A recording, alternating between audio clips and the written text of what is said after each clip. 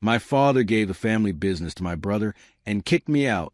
Dad gathered us in his lavish office, walls covered with framed photos of Bishop Construction skyscrapers. One of them showed my first project, but the nameplate credited Jason. That should have been my first clue that today wasn't going to end well for me. The family business, Bishop Construction, had been my entire life. While other kids played video games, I was sketching building designs and learning about structural engineering. I wasn't just passionate, I was good at it. Really good. I graduated top of my class from MIT with innovative ideas about sustainable construction that could revolutionize the industry. For 3 years, I've been developing an integrated system for energy-efficient buildings that could cut costs by 30% while reducing environmental impact. The technology wasn't just green, it made financial sense too. At least, that's what I thought until today's investor meeting. I prepared for weeks. The presentation was polished, the numbers solid. As I walked through projections, I could see genuine interest from potential investors. Then Jason, my older brother and Dad's golden boy, cleared his throat. While my brother's ideas are creative, he said with that condescending smile, they're ultimately too risky and not profitable enough for Bishop Construction's portfolio.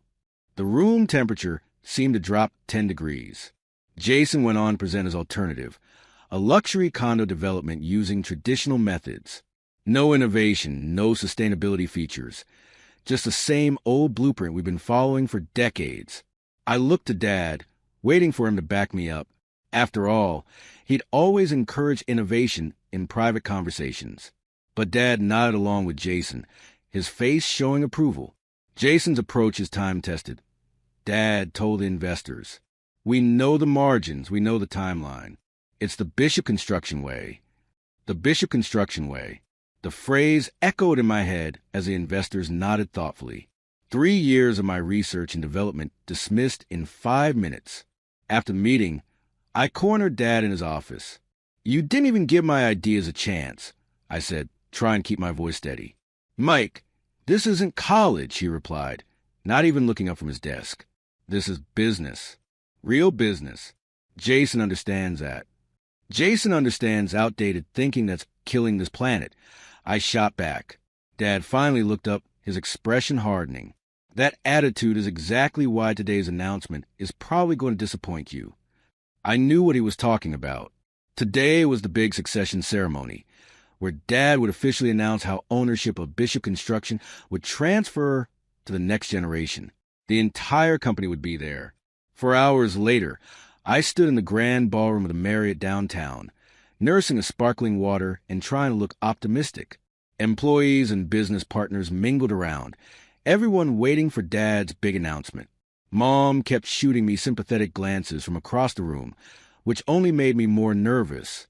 When Dad took the stage, the room fell silent. He gave his usual speech about building the company from nothing, about his vision and perseverance. Then came the moment of truth. Bishop Construction has always been about family, but also about making smart business decisions, he said, glancing between Jason and me.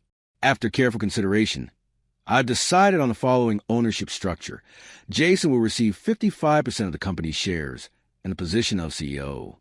The room burst into applause while I stood frozen, my glass halfway to my lips. More than half the company? I knew Jason would get more, but this gave him complete control.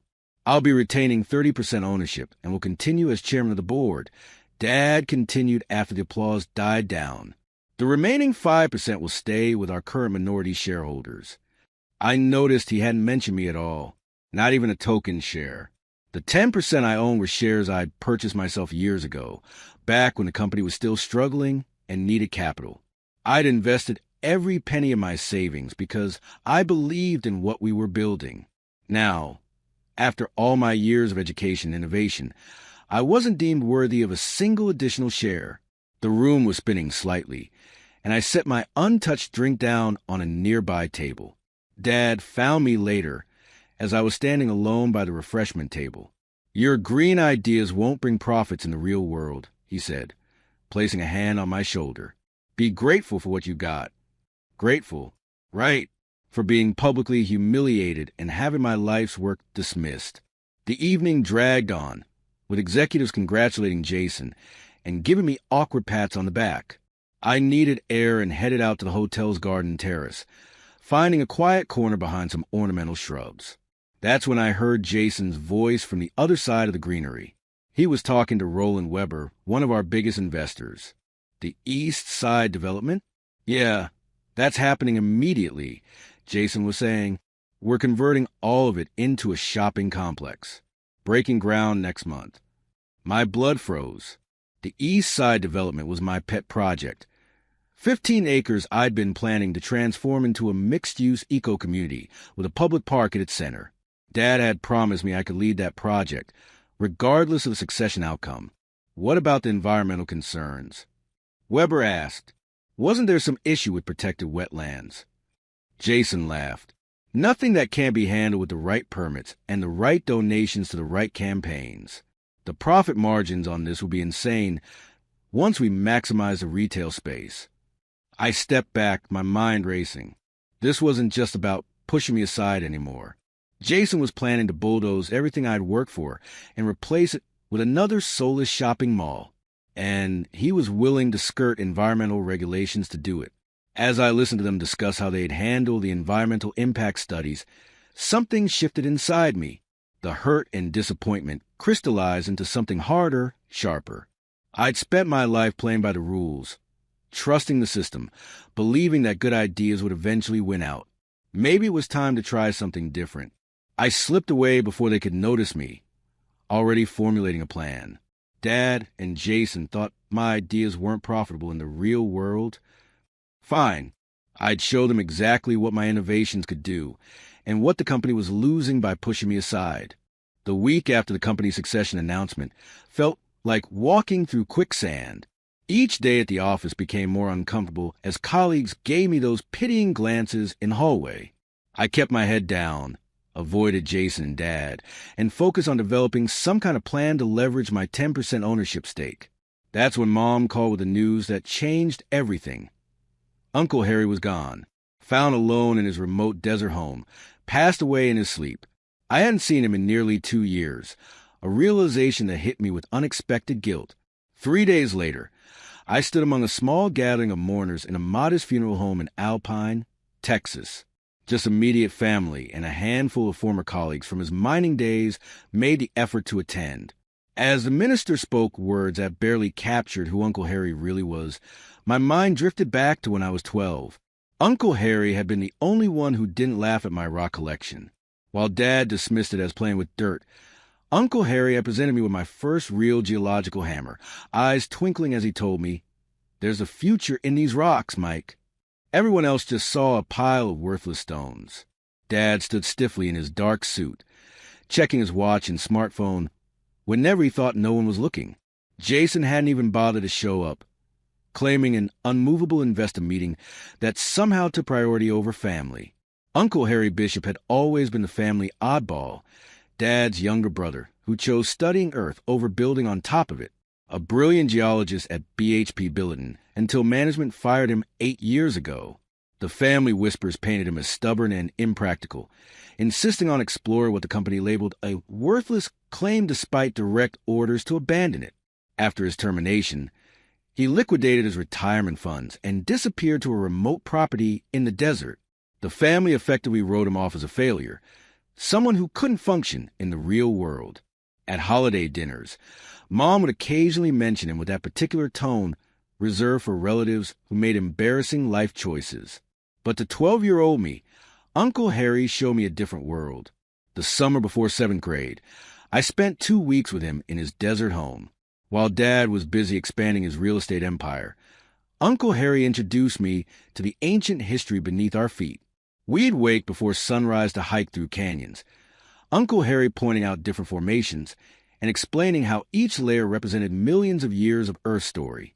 "See this line right here?" he'd say, running his weather hand across striped sedimentary rock. "That's not just dirt. That's a chapter in history. You just need to learn how to read it." One scorching afternoon, we ventured deeper into his property than ever before.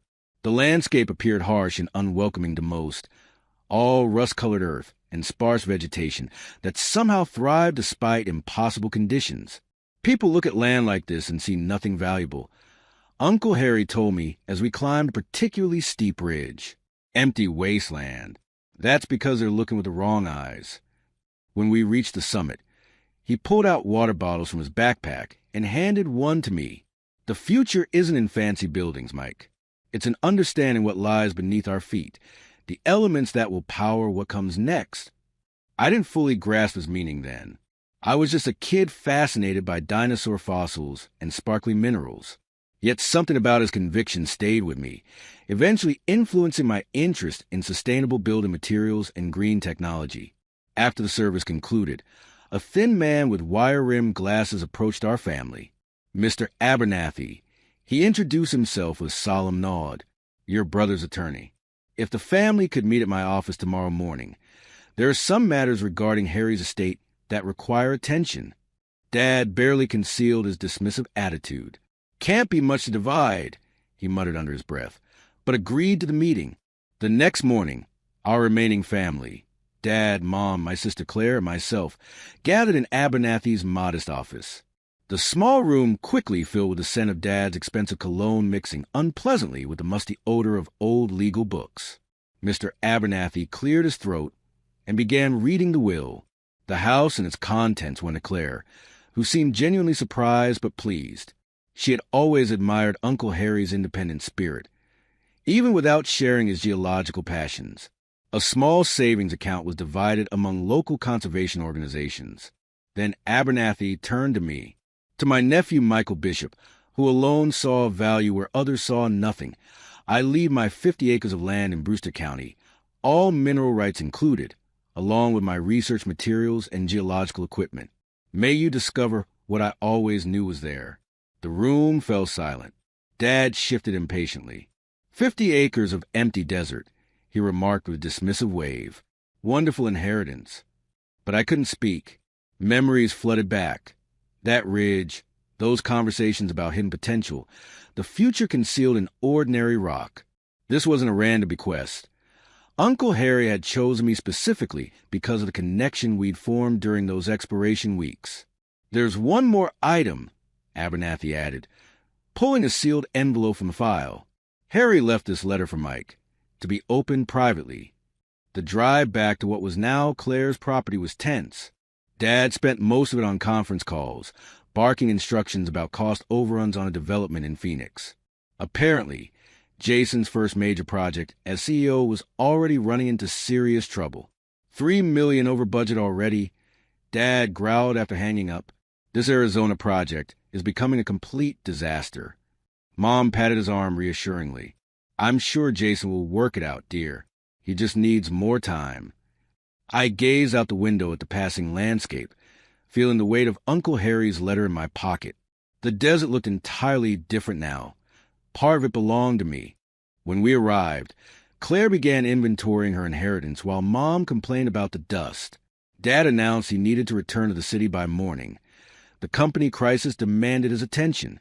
You should sell that land, Mike, he suggested as we brought in luggage. The company's facing serious cash flow issues with this Phoenix situation. Could use the liquidity. And though that property isn't worth much, every bit helps right now. I just inherited it today, Dad. I replied, maybe I should at least see what I actually own first. He shrugged indifferently. Suit yourself. But the company's in a tight spot. Jason made some aggressive financial decisions. Your brother could use some family support. The irony of him asking me to bail out Jason after being completely overlooked at the succession ceremony was almost laughable. That night, after everyone retired to bed, I finally opened Uncle Harry's letter. Inside was a single page of his distinctive handwriting and a small key. Mike, it read, if you're reading this, I ran out of time. The answers are in my workshop, in the lockbox under the Geological Survey maps. The corporation was wrong. I was right. There's a fortune under those rocks, but not the kind they were looking for. Check my journals, especially the entries from 2015. Look for formation I called the Dragon's Back. And whatever you do, don't sell the land. Not before you understand what you have. What we have. It's not just rocks, Mike. It's the future. I slipped quietly to Uncle Harry's workshop behind the main house. The simple structure served as half storage shed, half laboratory. A fine layer of dust covered everything, undisturbed since his passing. His geological equipment remained meticulously organized on shelves, specialized hammers, sieves, magnifiers, and testing kits. Against one wall stood filing cabinets labeled by region and year. The survey maps covered a large table in the center. Lifting them carefully, I found the lockbox, small and constructed of fireproof metal. The key fit perfectly. Inside were several notebooks, Uncle Harry's field journals, and a USB drive. But what immediately caught my attention were the rock samples, carefully labeled and arranged in section containers. Each bore coordinates that I assumed corresponded to locations on my newly inherited land. I grabbed the journal marked 2015 and began reading. Uncle Harry's excitement jumped off the pages, his handwriting growing increasingly urgent as the entries progressed. Confirmed today what I suspected, one entry read, "The concentration is among the highest recorded. They're all looking for oil and gas. Fools. The real value isn't in fossil fuels. It's in what's needed for the next energy revolution." The final entry, dated just 3 weeks before his death, sent chills down my spine. Received the final assay results. Even better than expected. If my calculations are correct, this deposit could be worth billions in the coming market. Have to be careful now. Others would kill for this information. Beneath the journals was a folder containing detailed geological surveys, chemical analyses, and market projections. And at the very bottom of the box lay a map with an X marking an area labeled Dragon's Back, and the words "Main Deposit" underlined 3 times. I stayed awake all night, studying Uncle Harry's research, the pieces gradually connecting. By dawn, I understood why he'd been so adamant about that worthless claim, why he'd spent his life savings buying those specific 50 acres, and why he'd left it all to me. Uncle Harry hadn't been a failure who couldn't follow rules. He'd been a visionary who recognized value that everyone else missed, and now that vision was mine to carry forward, if I was brave enough to follow the path he'd mapped. As the sun rose over the desert, I made my decision. I wouldn't be selling those 50 acres to help rescue Jason's failed project. Not now. Not ever. I returned to Dallas with a new sense of purpose. While Dad and Jason flew back immediately to handle the Phoenix Project disaster, I took the scenic route, my head filled with Uncle Harry's discoveries.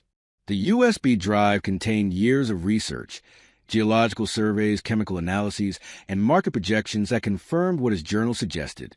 The land contained a significant deposit of rare earth minerals, essential for everything from smartphones to electric vehicles and renewable energy technology. The quarterly shareholder meeting was scheduled for the following week. As a 10% stakeholder, I had every right to attend, though in the past I'd always been there as Dad's son and company engineer, not as an independent shareholder challenging the leadership. The irony wasn't lost on me. The corporate headquarters lobby felt different this time. Security guards who normally greeted me with friendly nods now checked my ID carefully. The receptionist who used to bring me coffee, without asking, called up to confirm my appointment. Word travels fast when you're on the outs with a family that signs the paychecks. Dad and Jason were already in the boardroom when I arrived. The tension was palpable as shareholders and board members filtered in, sensing the family drama beneath the surface. 10 minutes into Jason's presentation about exciting new directions for Bishop Construction, Dad interrupted to address what he called pressing family business. "Before we continue," he announced, looking directly at me, "I need to address a concerning situation. My son Michael has been offered a fair price for an inherited property important to our Phoenix development. Despite the company's current financial challenges, he's refused to sell, prioritizing his personal interests over the success of Bishop Construction." The room went silent. This was a calculated move, Dad making my private inheritance a public matter. "The land in question is worthless desert scrub that my brother inexplicably left to Michael," Dad continued. "We've offered market value, but apparently family loyalty means nothing compared to some sentimental attachment to dust and rocks." I stood up, determined to maintain my composure. The land was left to me personally, not Bishop Construction. It's not part of company assets, and never was. And contrary to what's been suggested, I've conducted preliminary surveys indicating the property has significant value, just not for shopping malls. Dad's face reddened. Are you following Harry's foolish obsession now? He was fired for chasing mineral fantasies instead of doing his actual job. Maybe the company that fired him should have listened, I replied, clutching a folder containing Uncle Harry's most conclusive test results. I've brought copies of geological surveys that... Jason cut me off. This isn't a science fair, Mike. It's business. Either you're with this company or you're against it. I looked around the room at the uncomfortable faces of board members and shareholders. These people had known me my entire life. Some had watched me grow up. None would meet my eyes now. I think we need to clarify your position with the company, Dad said coldly. Given your unwillingness to support our current direction, I suggest a leave of absence until you reconsider your priorities. It wasn't a suggestion. By the end of the day, my key card stopped working. HR sent an email about transitioning company assets, including the downtown apartment that had been my home for the past 5 years. My company credit cards were deactivated while I was trying to buy lunch. The swift, calculated nature of it all showed this had been planned well before the meeting. That evening, Claire called. They can't just throw you out, she said, her voice a mix of anger and concern. Technically, they can, I replied, packing what I could into my SUV. The apartment's a company asset. Dad's name is on the lease, not mine. Stay with me, she offered, at least until you figure things out. I appreciated the offer, but my sister's place was a small one-bedroom in the Arts District. Besides, I already knew what I needed to do next. Thanks, but I've made a decision. I'm going to develop Uncle Harry's land myself. Her silence spoke volumes. You think I'm crazy, too? I said. No, she finally answered. I think you're braver than I'd be. But, Mike, they won't stop at taking your apartment. Jason's already talking to people. Construction firms, engineering outfits. They're all getting the message that hiring Michael Bishop would be a bad business move. She wasn't wrong. Over the next 2 weeks, 3 promising job interviews mysteriously ended with we decided to go in another direction. Former colleagues stopped returning my calls. My professional network, built over years in the Dallas construction scene, suddenly developed collective amnesia about my existence. With my savings dwindling and no job prospects, I made the decision. I sold my furniture, put the rest in storage, and purchased a used trailer with what remained. If I couldn't work in construction in Dallas, I'd build something of my own on Uncle Harry's land, my land. The drive to West Texas was long and lonely.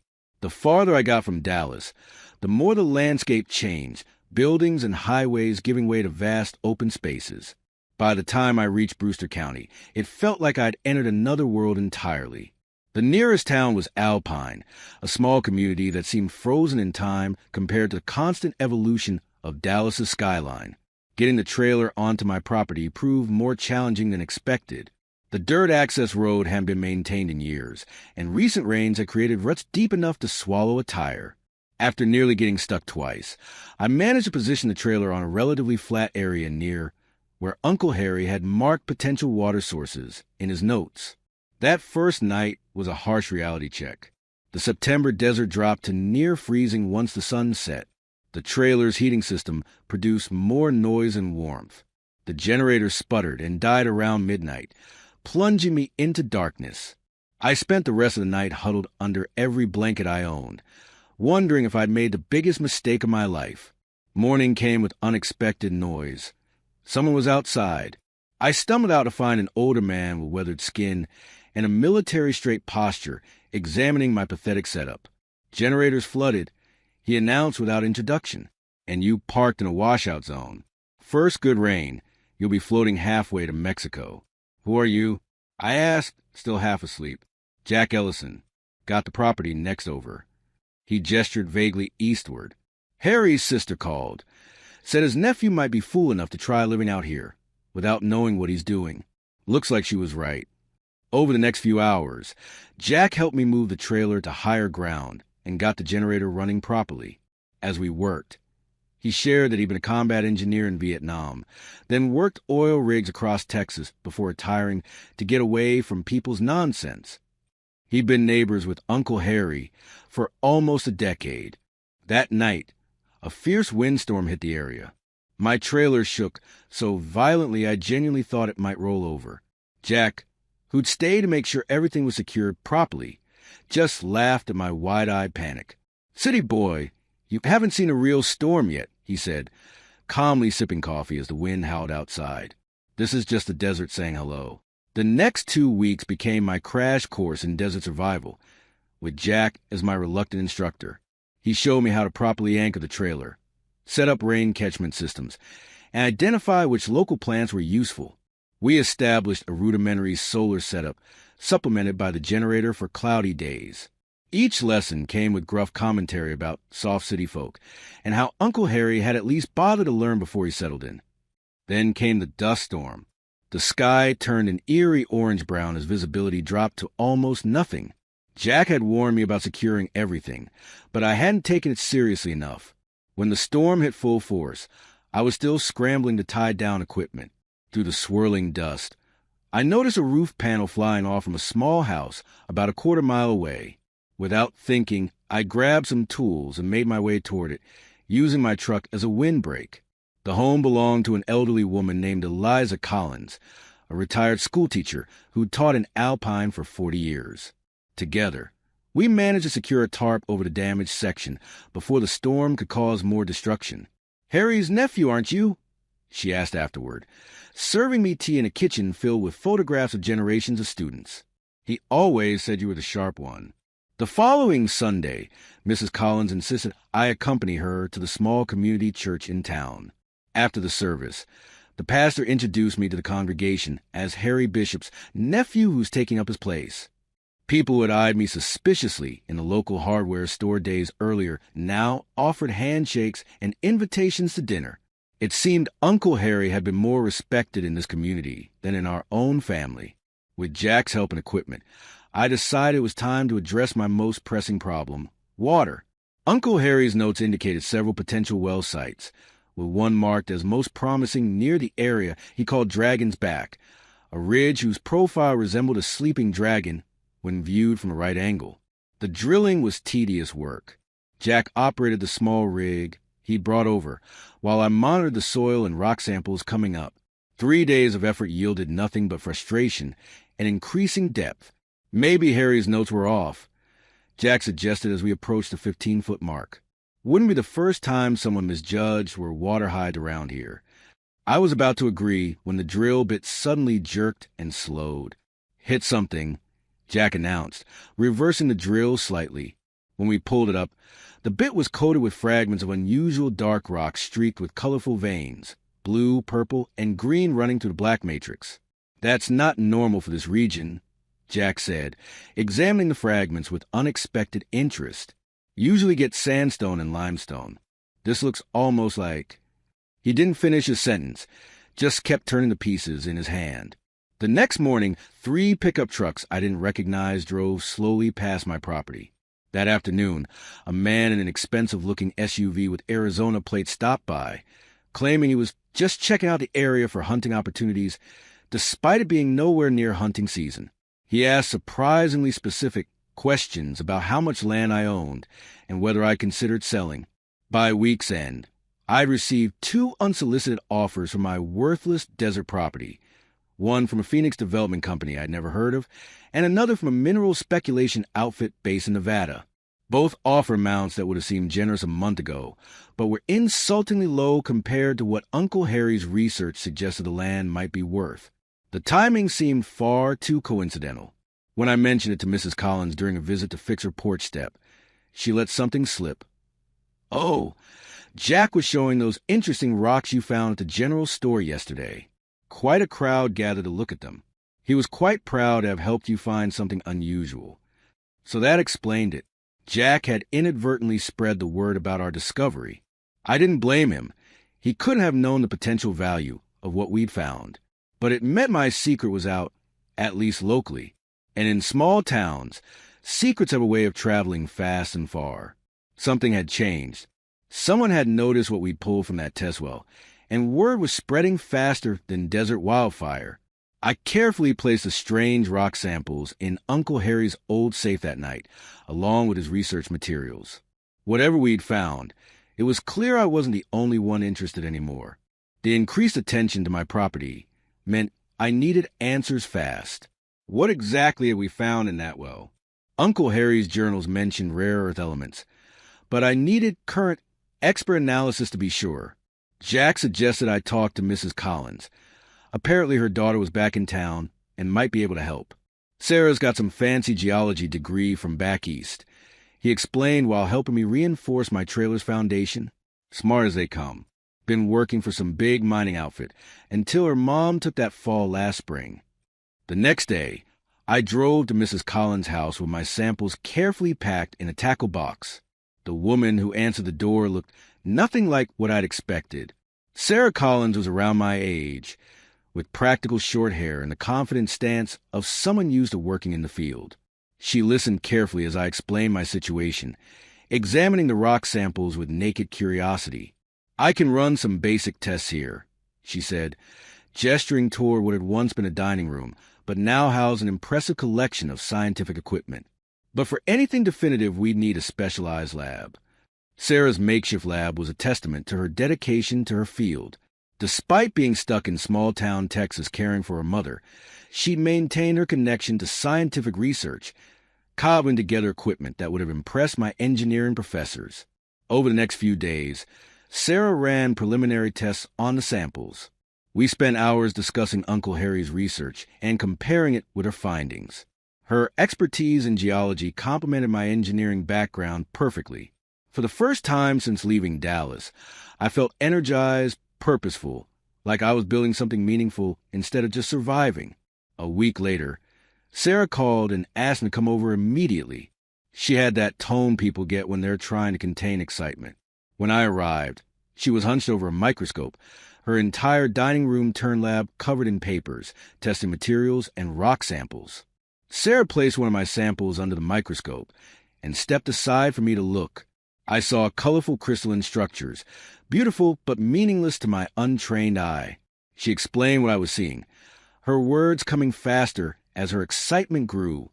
According to her analysis, the samples contained significant deposits of neodymium, dysprosium, and other rare earth elements crucial for manufacturing everything from smartphones to electric vehicles and wind turbines.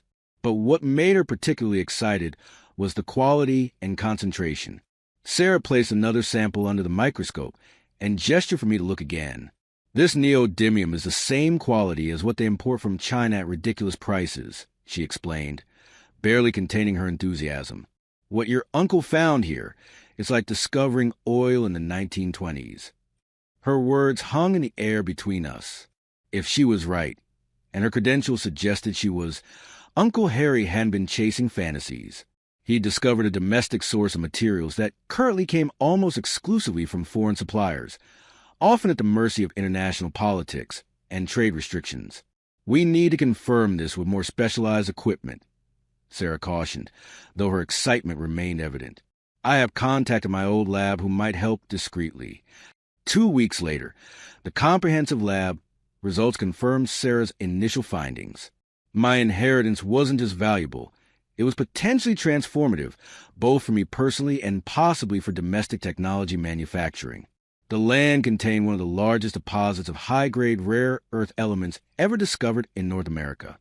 The day after we received confirmation, a sleek black SUV pulled up to my trailer. A man in an expensive suit that looked ridiculously out of place in the desert heat introduced himself as Robert Westfield from Western Resources, a mining corporation with operations throughout the Southwest. "We've heard there might be some interesting mineral formations on this property," he said smoothly, handing me a business card embossed with gold lettering. "Our company would like to make you a generous offer." The generous offer was $2.3 million, about 40 times what the land would be worth for conventional development or ranching. To someone who'd been living in a trailer and stretching every dollar, it was life-changing money. It was also, according to Sarah, laughably inadequate given what we now knew. "They're lowballing you by a factor of at least 20, she said when I showed her the offer letter. "They know exactly what's here. Someone tipped them off. The pointed look she gave me made it clear she suspected Jack's loose talk at the general store had reached more important ears than just local gossips. Western Resources called every day for a week, gradually increasing their offer to $3.5 million. Each time, Westfield emphasized that they had the expertise and equipment to develop the land properly, unlike a lone individual with limited resources. He wasn't wrong about the resources part. Developing a mining operation would require millions in startup capital, specialized equipment, permits, and skilled personnel. Money I definitely didn't have. "We should partner up," Sarah suggested one evening as we pored over geological maps spread across my tiny trailer table. "Form our own company. Keep control of the operation rather than selling out." "With what money?" I asked, gesturing around at my humble living situation. Banks aren't exactly lining up to loan millions to an unemployed engineer living in a trailer. Sarah's solution was unexpected but brilliant. Her doctoral advisor at MIT, Professor Leon, had connections throughout the tech industry, including venture capitalists in Silicon Valley who invested in resource development related to technology manufacturing. If we could get a meeting, we might find investors interested in a domestic rare earth element source. Professor Leon came through with an invitation to present at a technology resources conference in Austin the following month. We spent weeks preparing, combining Sarah's geological expertise with my engineering background to create a compelling presentation on American-sourced critical materials for next-generation technology. The conference was intimidating. A sea of industry experts, tech investors, and established resource companies with decades of experience and billions in assets. Sarah and I, in our carefully selected but obviously non-designer business attire, stood out as amateurs, yet our presentation generated more interest than we dared hope. Our angle was uniquely appealing in the current economic and political climate. Domestic rare earth elements meant reduced dependence on foreign suppliers, more stable supply chains, and fewer international complications. Several investors approached us afterward, and by evening's end, we had 3 serious inquiries about potential partnerships. The most promising came from Green Tech Ventures, a firm specializing in environmentally responsible resource development.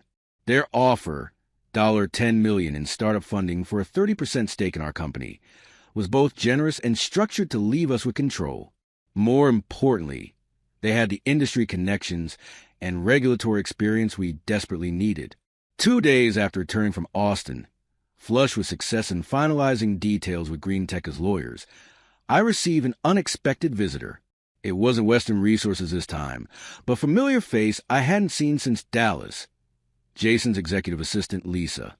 "Your brother would like to meet," she said, looking uncomfortable delivering the message. Neutral ground, just to talk. I agreed to meet Jason at a restaurant in Alpine, curious about the sudden desire for reconciliation. The Jason who walked in was a shadow of his former confident self. The Phoenix project disaster had apparently escalated, with cost overruns now exceeding $15 million and threatening Bishop Construction's financial stability. "Look, we got off on the wrong foot with this land thing," he said, uncharacteristically humble. "Dad's old school, you know how he gets, but we're still family." The conversation meandered through careful small talk until Jason finally reached his point.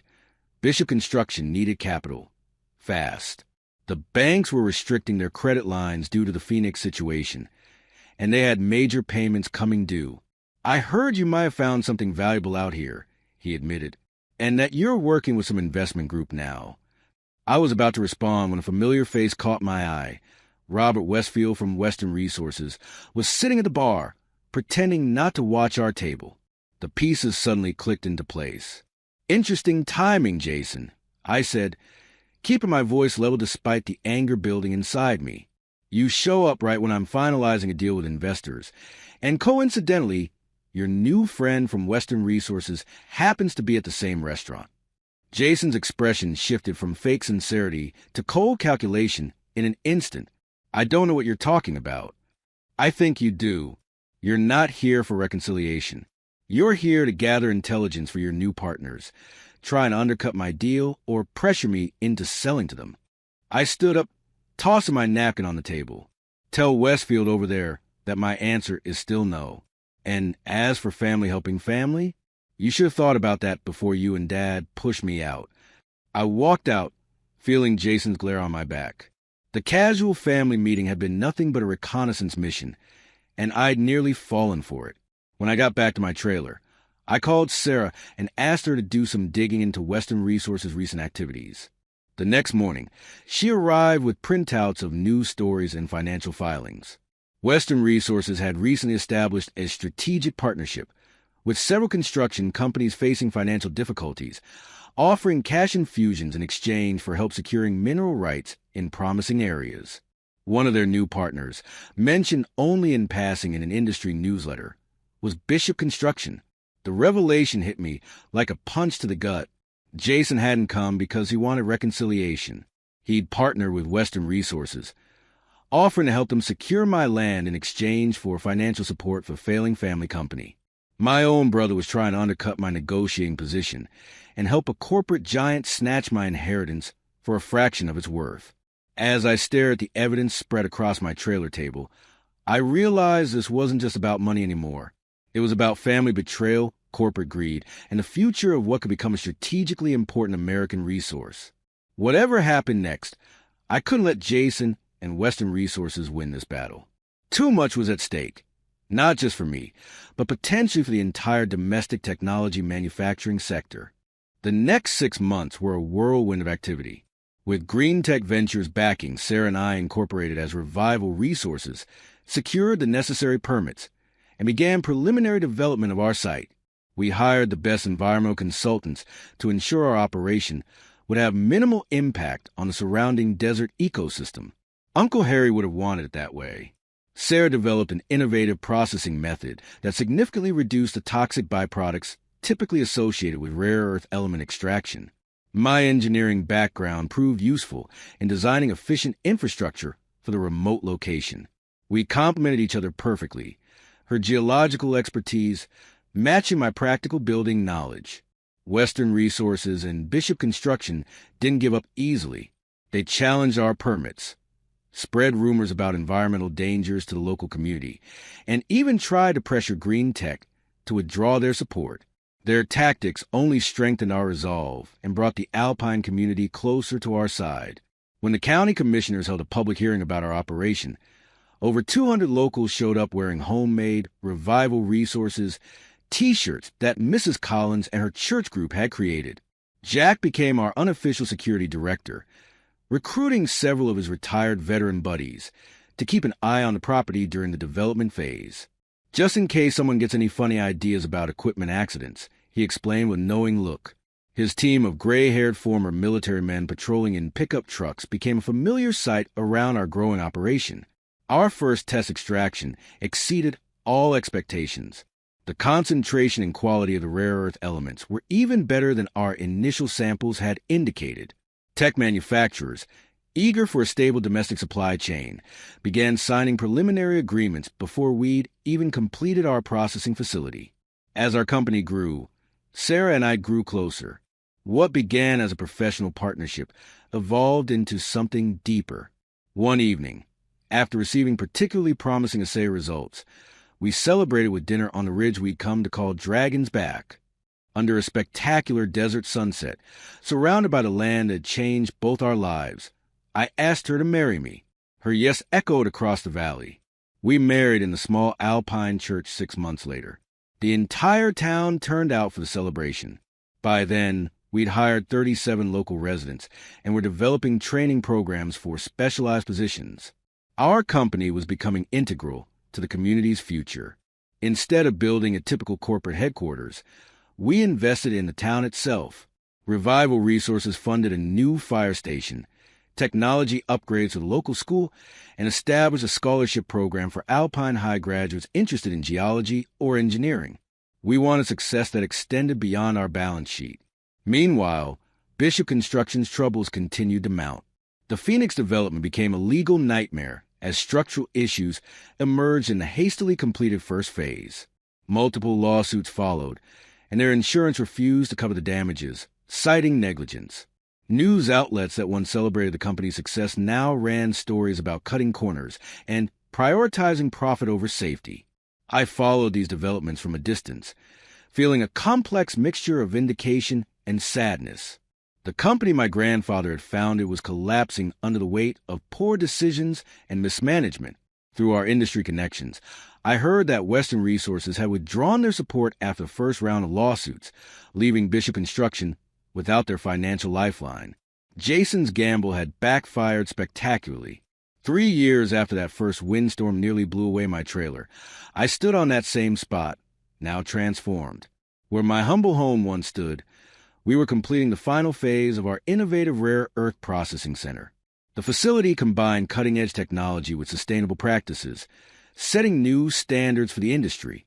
Revival Resources had grown to over 100 employees and was supplying critical materials to technology manufacturers across the country. That morning, I received an unexpected email from my mother. Dad had suffered a mild heart attack following Bishop Construction's bankruptcy filing. He was stable, but the experience had changed him. She asked if I would consider meeting with him and Jason. They wanted to talk. My first instinct was to ignore the request. These were the people who had pushed me out, attempted to undermine my business, and never once reached out during my struggle or success. But something made me hesitate before hitting delete. That evening, I found myself thumbing through Uncle Harry's journals again. A particular entry caught my attention, one I hadn't focused on before. It was dated just weeks before his death. Spent the day surveying the eastern edge of Dragon's Back. The readings confirmed what I suspected for years. But I'm starting to understand that the true value of this land isn't what's beneath it, but how it tests a person's character. Only by facing adversity do we learn the worth of genuine relationships and the emptiness of mere ambition. Those words resonated differently now that I'd experienced both sides of fortune. I decided to agree to the meeting. We met at a neutral location, a restaurant in Midland, halfway between Dallas and Alpine. Dad looked older, diminished somehow. The confident businessman who had intimidated boardrooms was gone, replaced by a man whose face showed every year of his life. Jason appeared equally transformed, the designer suits and arrogant posture abandoned for more modest attire and demeanor. Instead of the confrontation I'd expected, the meeting became a reckoning of sorts. Dad admitted that he'd been wrong about my green ideas and Uncle Harry's worthless land. The bankruptcy had forced him to reevaluate everything he thought he knew about business and family. Jason, stripped of his executive title and comfortable lifestyle, acknowledged that he'd never actually earned his position. It had been handed to him along with a set of values that ultimately failed. They were there to ask for jobs, not executive positions or ownership stakes, but actual working roles where they could contribute based on genuine ability rather than family connection. Dad believed his experience in construction could help with our expanding infrastructure needs. Jason, humbled by failure, was willing to start wherever needed and work his way up legitimately. I thought about declining, about the satisfaction of watching them walk away empty-handed, as I once had. But Uncle Harry's words about the true test of character kept returning to me. I'll need to discuss this with Sarah and our board. I told them, we make decisions as a team now. The next week, after thorough discussion, we offered Dad a position as a construction consultant for our expanding processing facility. Jason received an entry-level position in our community relations department, a role that would require him to rebuild trust with people rather than exploit them. Over the following months, something unexpected happened. Dad's practical experience proved genuinely valuable as we scaled our operations. Free from the pressure of being the ultimate decision-maker, he actually enjoyed focusing purely on building things properly. He took pride in quality rather than just profit margins. Jason struggled initially, unaccustomed to earning respect rather than demanding it. But gradually, he developed authentic relationships with community members and discovered talents he never knew he had. His first successful initiative, a training program for local high school students interested in technology manufacturing, showed a side of him I'd never seen before. On the 3rd anniversary of Revival Resources' founding, we broke ground on the Harry Bishop Education Center, a facility dedicated to training specialists in sustainable resource extraction and processing. During the ceremony, I watched my father proudly showing his grandson, Sarah and my 6-month-old son, the architectural models of the buildings he had helped design. Later that evening, Sarah found me staring at a framed photo of Uncle Harry that hung in our headquarters lobby. "I have something to show you," she said, leading me to her office. She pulled up geological surveys completed the previous week. We've been mapping the deeper mineral deposits, and Mike, the formation extends much further than we initially thought. It could be the largest deposit in North America. I studied the maps, thinking about how Uncle Harry had been ridiculed 30 years ago for suggesting exactly what was now proven true. He'd seen the future when others could only see worthless desert. As Sarah and I walked out to our car, the desert sunset painted everything in gold. Our facility stood as a testament to perseverance and vision, creating not just profits, but a stronger community and family relationships I'd once thought permanently broken. Uncle Harry was right about the true value of this land. The rare earth elements beneath the surface had changed my life, but the journey itself had transformed me. From comfortable corporate engineer to desperate trailer dweller to successful company founder, each step had taught me something essential about what truly matters. In the end, the greatest inheritance wasn't the minerals worth billions, but the wisdom to understand that real wealth isn't measured by what you own, but by what you build, both in the physical world and in the relationships that give life its meaning.